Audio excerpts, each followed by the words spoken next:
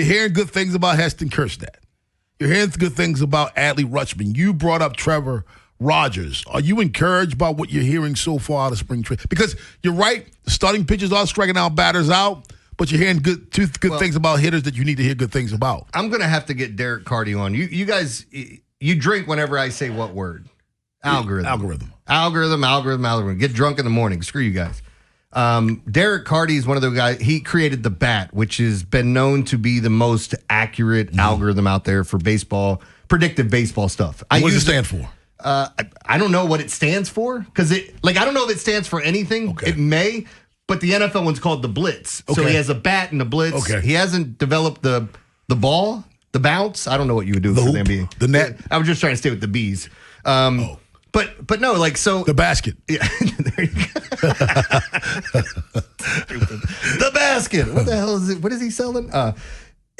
So the algorithm has never liked Trevor Rogers. Now, the only thing I can think about this is you're looking at the history. Like when you're doing predictive stuff, your history is going to matter.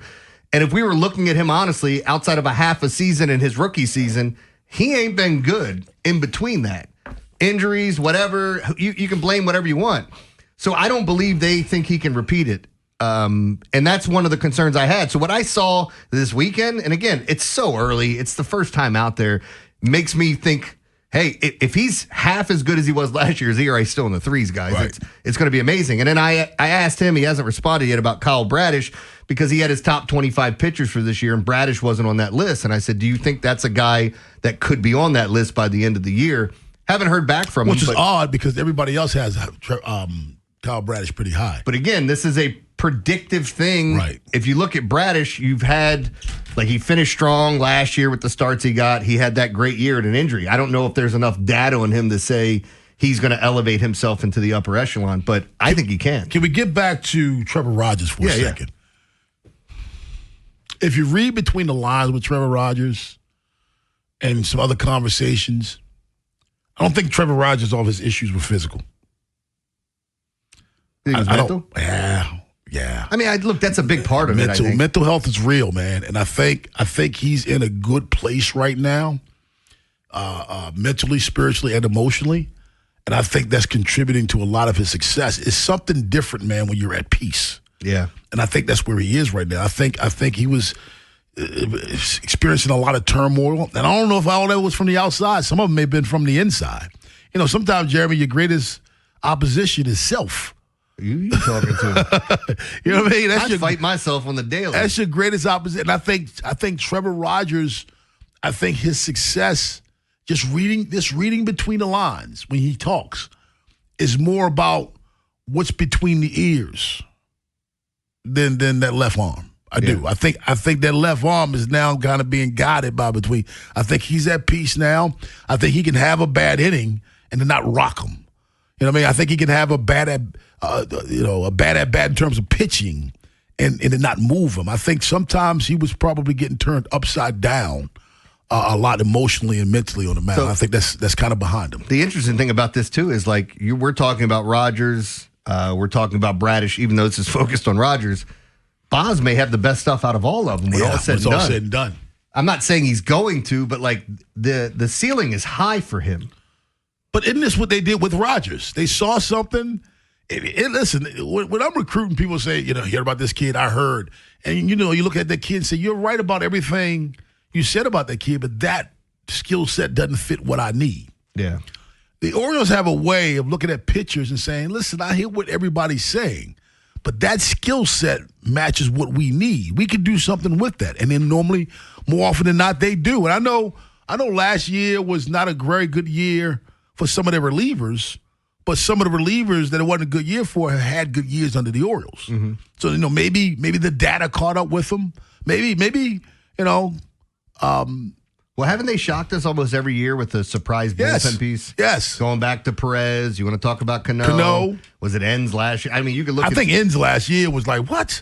Yeah. What was he doing? They also, who's the guy that was tearing it up in Boston? He got out of a couple of jams. I was going to say the Latin kid? Yes. Yes. It's a good yes, he's going to be Soto's teammate next, though, because Soto has to have the yes callback. Oh, man, I can't remember. Anyway, he came out of nowhere. I'll get his name.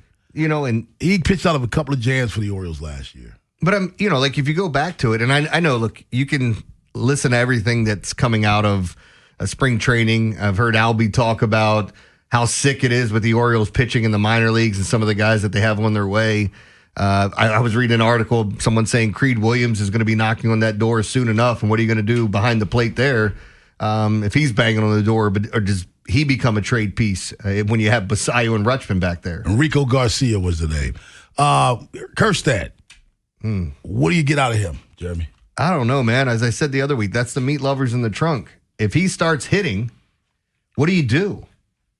Are you moving him? Are you trying to sell high? Is he going to get an opportunity at the major league level to play? Depends on how good he hits. Yeah.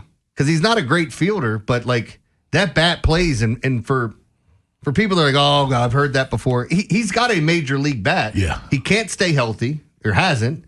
And I don't know, like, do we find out at some point what was going on last year, whether it was mental health or something else going on because he got shut down for a while? Mm-hmm. I mean, I don't care what it was, but I know people like, hey, what was going on with him? If he comes back and he swings the way he's capable of, he's a little bit older, and he doesn't have a position. You have a lot of guys like that. You've got some decisions to make, and maybe he ends up being a part of a package. So he's the guy that when the game starts, does anybody see my glove? Yeah. And everybody looks the other way? Mm-mm. That's what they did with Kyle Schwarber. That's what they should do with Juan Soto. That's a Gold Glove finalist. Yeah, man. I know, Stop man. hating. I got to stop hating. It's a Gold Glove finalist, man. 410-583. How? 1057, that's the number. Adley Rutschman. Are you believing what you hear about, or does it encourage you? Of course you believe it, but are you encouraged by what you hear? I mean, look, this guy has all the talent in the world to turn it around. It's just from what we've seen the past 2 years, it's hard to believe it's going to happen. And he's running out of time underneath his contract, or before his first big contract comes up. Right.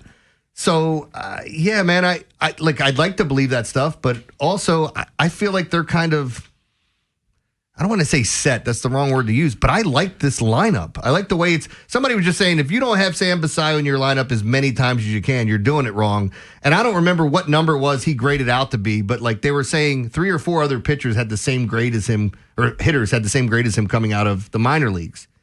And those hitters are all like Aaron Judge, Harper, or whoever. It's like 3 of the best hitters, power hitters in baseball. So I think too, like when you're looking at him, you're hoping that pressure doesn't mount so soon that he can just kind of relax and get into it.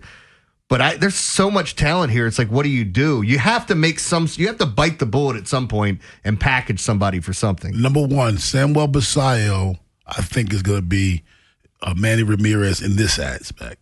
Early in his career, he's in such a loaded lineup. Where do you put him? Remember, Manny was batting 6th and 7th with the Cleveland Indians at the time because they had so much talent around him. I think that's Samuel Basallo. I think the guys around him are going to be successful. I do. I think it's going to be a good year offensively for the Orioles.